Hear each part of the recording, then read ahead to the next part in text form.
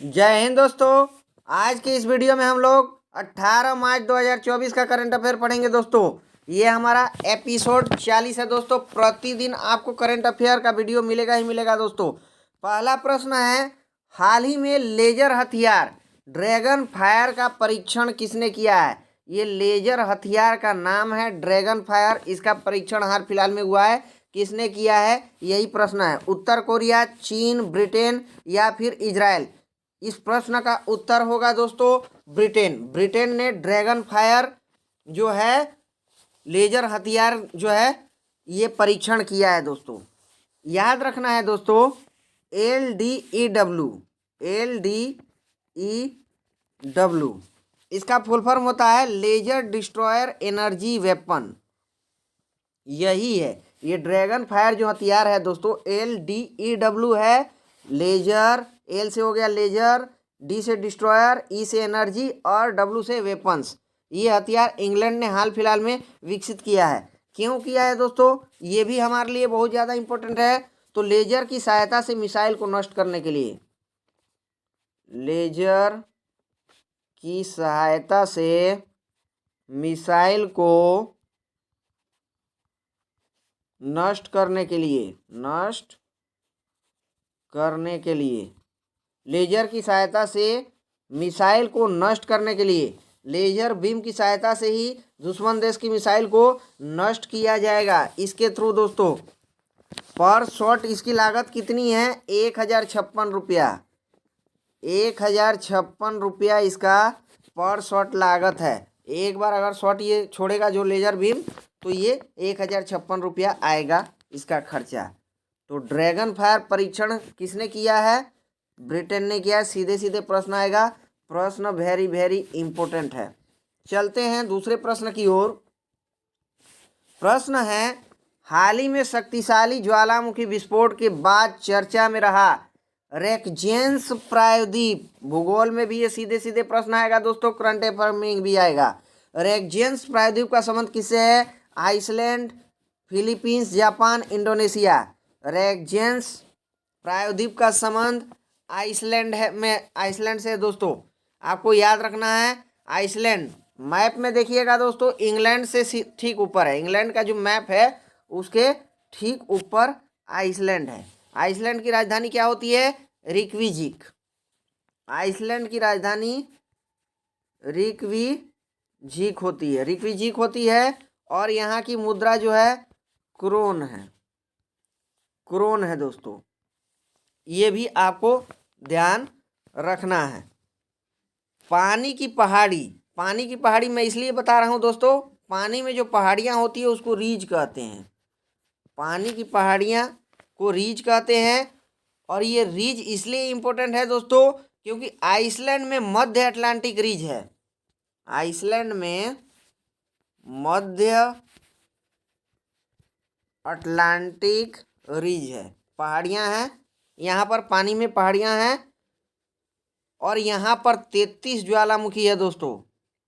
इस मध्य अटलांटिक रीज में 33 ज्वालामुखी है। रेकजेंस प्रायद्वीप मध्य अटलांटिक रीज का हिस्सा है।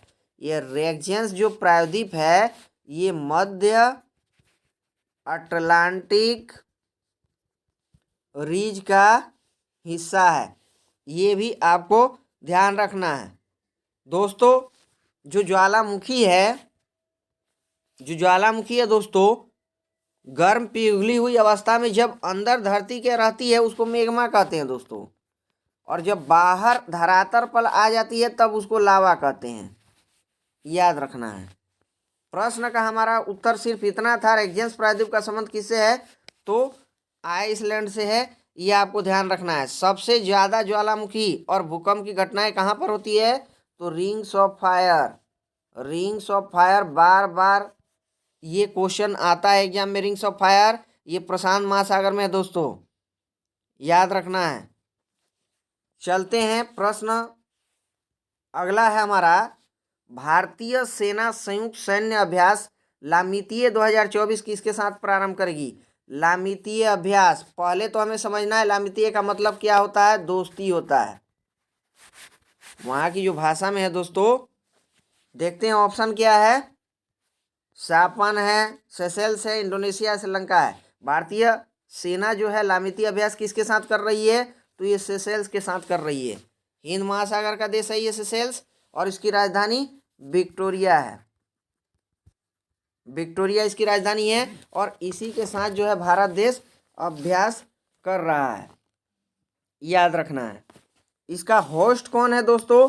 तो होस्ट भी सेशेल्स ही है। इसका होस्ट भी सेशेल्स है। ये 10 दिन का अभ्यास है। अभी हाल फिलहाल में ये 10 दिन अभ्यास ये चलेगा। 10 दिन का अभ्यास है, और 18 से शुरू हो चुका है।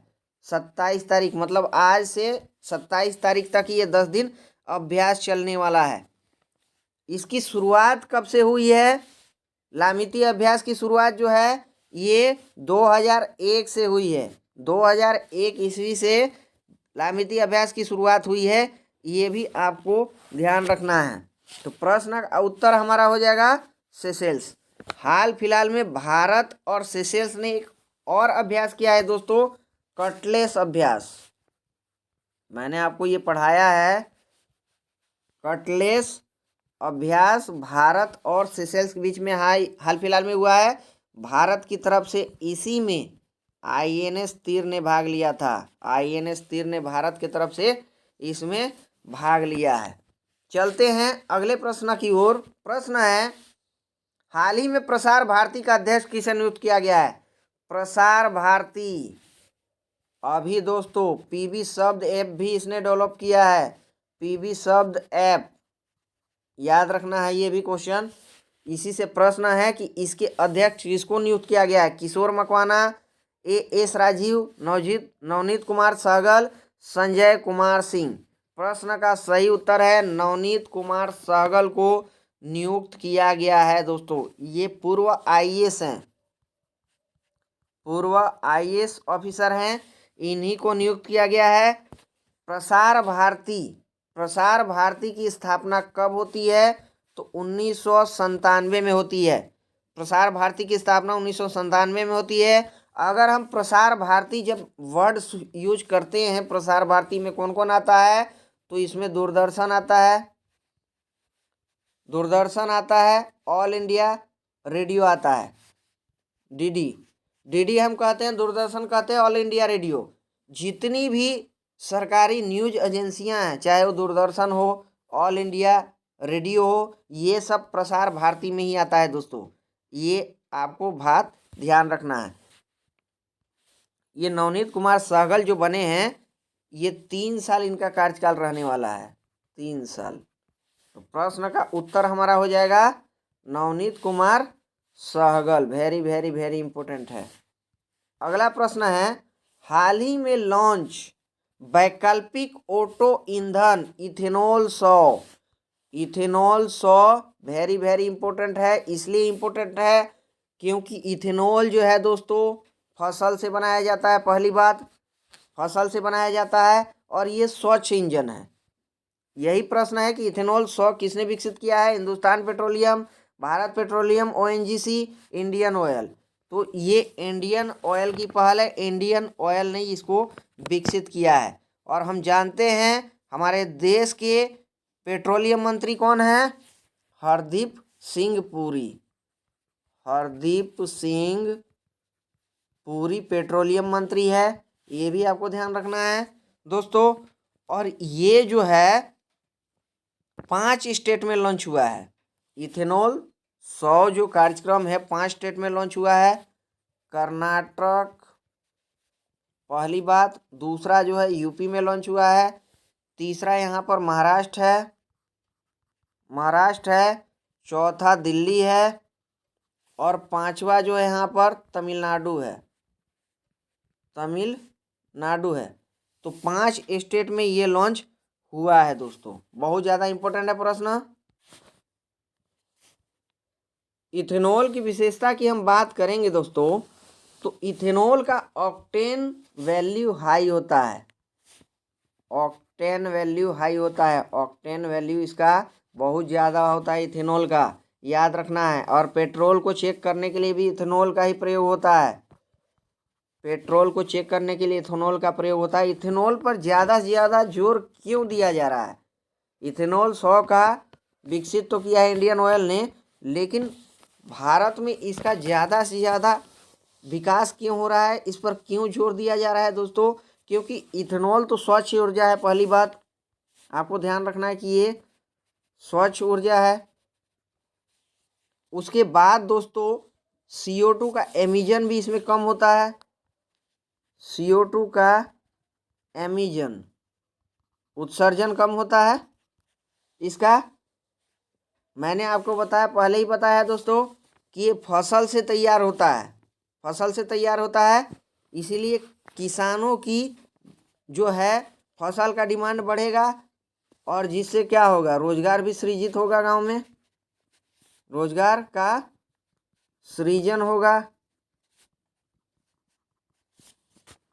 और हमारा जो है ईंधन का आयात भी कम होगा। हम ज़्यादा से ज़्यादा पेट्रोलियम को एक्सपोर्ट करते हैं, सॉरी इंपोर्ट करते हैं, तो हमारा इंपोर्ट जो है पेट्रोलियम का वो कम होगा।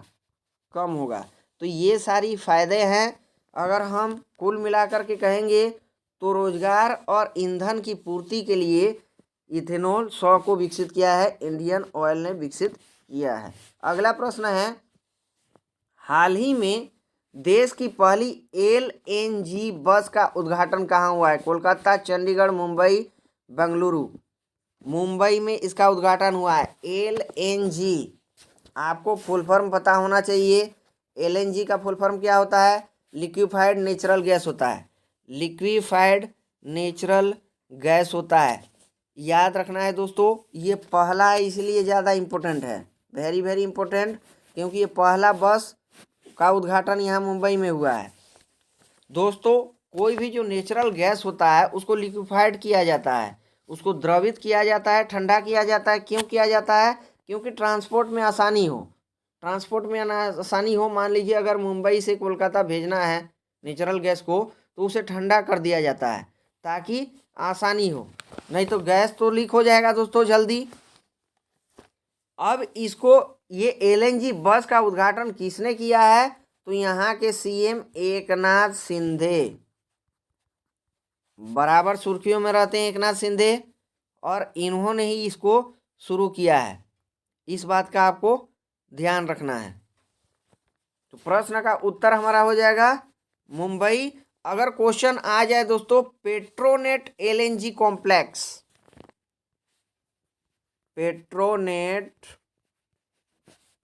LNG complex, Petronet LNG complex की शुरुआत कहाँ हुई है? तो ये दहेज में हुई है, दहेज सूरत में हुआ है पेट्रोनेट LNG कॉम्प्लेक्स, याद रखना है। अगला प्रश्न है, हाल ही में राष्ट्रीय टीकाकरण दिवस 2024 कब मनाया गया है? 14 मार्च, 15 मार्च, 16 मार्च, 17 मार्च। ये 16 मार्च को मनाया गया है। 16 मार्च को ही क्यों मनाया गया है दोस्तों राष्ट्रीय टीकाकरण दिवस? क्योंकि 16 मार्च 1995, 16 मार्च 1995 की वो तारीख है जब पल्स पोलियो प्रोग्राम शुरू हुआ था। पल्स पोलियो प्रोग्राम शुरू हुआ था, जिसके तहत ये पल्स पोलियो प्रोग्राम में क्या किया जाता है दोस्तों? OPV मतलब ओरल पोलियो वैक्सीन। पोलियो का जो ड्रॉप पिलाते हैं दोस्तों, पोलियो का ड्रॉप स्कूल कॉलेज में आप देखे होंगे। पोलियो का ड्रॉप स्कूल में, कॉलेज में, या किसी भी संस्थान में या हॉस्पिटल में बाहर जो एक बक्सा टाइप करके ले करके जो मैडम लोग बैठी रहती हैं, वही है। ठीक है, किस नाम से ये शुरू हुआ था? 2 बूंद जिंदगी के। आज भी 2 बूंद जिंदगी के पिलाया जाता है, 2 बूंद जिंदगी के। पोलियो ना पकड़े इसके लिए है 2 बूंद जिंदगी के। 0 से 5 साल उम्र के बच्चों को इसका बूंद पिलाया जाता है, याद रखना है। 2014 में जो है भारत पोलियो मुक्त हो चुका है। अगर प्रश्न आता है तो भारत पोलियो मुक्त किस साल में हो चुका है? पोलियो मुक्त तो 2014 में।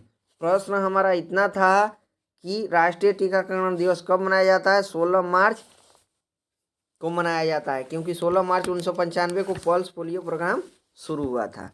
अगला प्रश्न है, हाल ही में PV Narasimha Rao memorial award किसे सम्मानित किया गया है? ये प्रश्न है। Amitabh Ghosh, Ratan Tata, RIKEN Yamamoto, Christina पिजकोवा। ये दोस्तों रतन टाटा को मिला है, रतन टाटा को दिया गया है। रतन टाटा आपको पता होना चाहिए, बहुत बड़े बिजनेस हैं, लेजेंड के नाम से जान जाते हैं, ये लेजेंड है, याद रखिएगा। इनको ये अवार्ड जो है मुंबई में दिया गया है, मुंबई में अवार्ड दिया गया है। ये समारोह हुआ इसका, क्यों दिया गया है?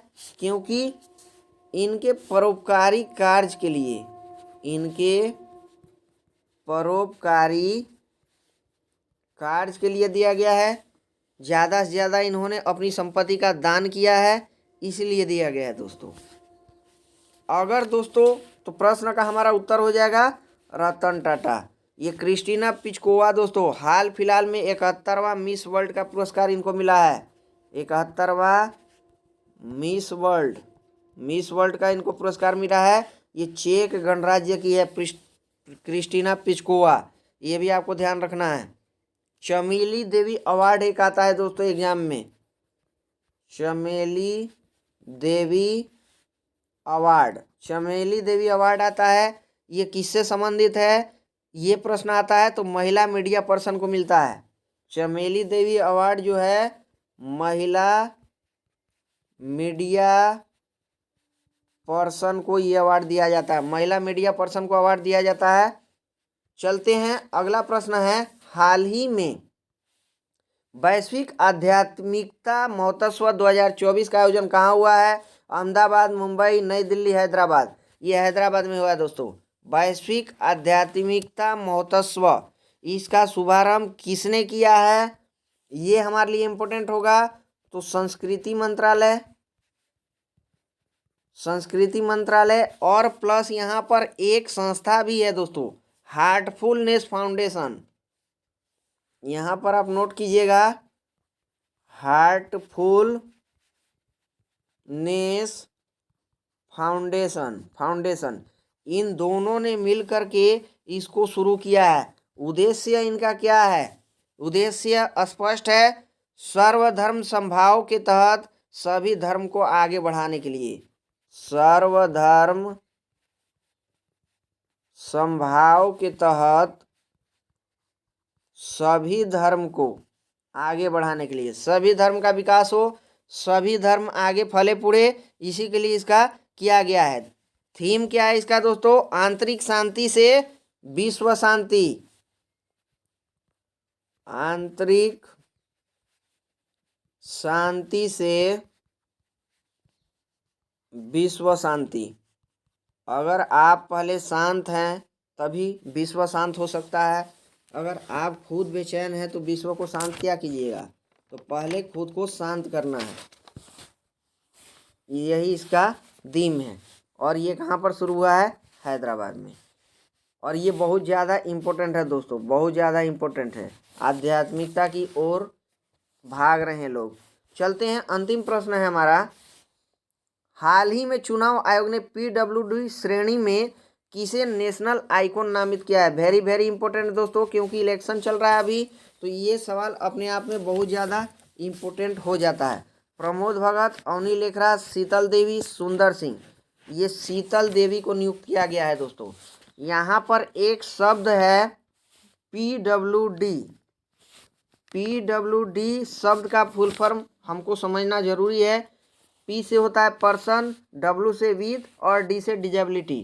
पर्सन विथ डिजेबिलिटी मतलब दोस्तों, अगर कोई किसी को पैर में तकलीफ है या आँख से तकलीफ है, हाथ से तकलीफ है, या किसी प्रकार से पर्सन विथ डिजेबिलिटी हैं, उनके लिए ही ये दोस्तों PWD शब्द का प्रयोग होता है।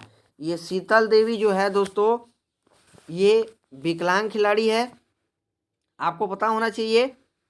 और इनको इसलिए बनाया गया है ताकि दिव्यांग हैं या विकलांग लोग जो हैं ये वोट डालने के लिए जाएं।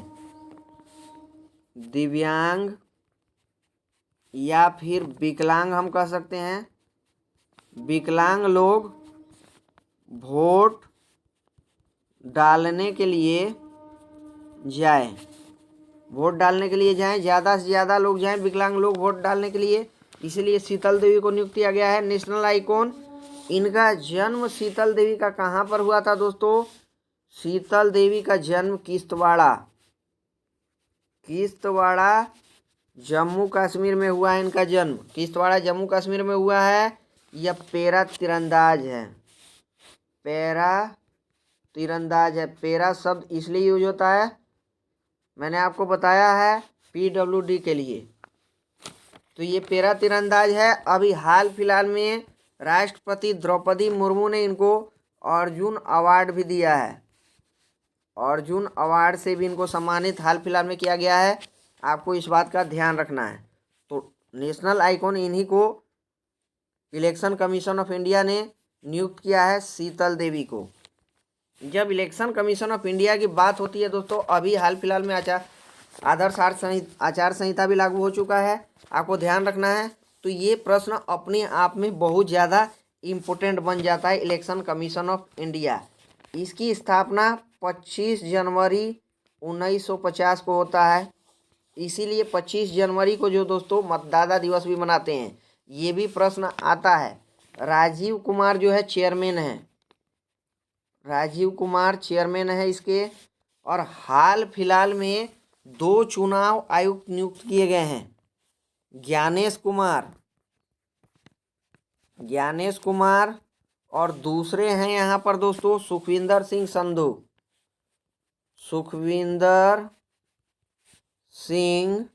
संधू। इन दोनों को चुनाव आयुक्त नियुक्त किया गया है।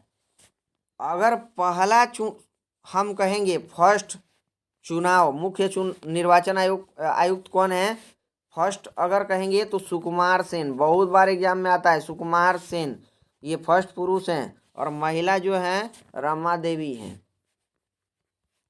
रमा देवी। अगर हम पहले पुरुष कहे हैं या फिर पहले ही कहे हैं तो दोनों में सुकुमार सेन आएगा। पहली महिला जो है ये रमा देवी है, याद रखना है। तो प्रश्न का हमारा उत्तर हो जाएगा यहाँ पर शीतल देवी। आपको दोस्तों वीडियो कैसा लगता है कमेंट करके ज़रूर बताइए। वीडियो को शेयर कीजिए ज़्यादा से ज़्यादा और लाइक कीजिए।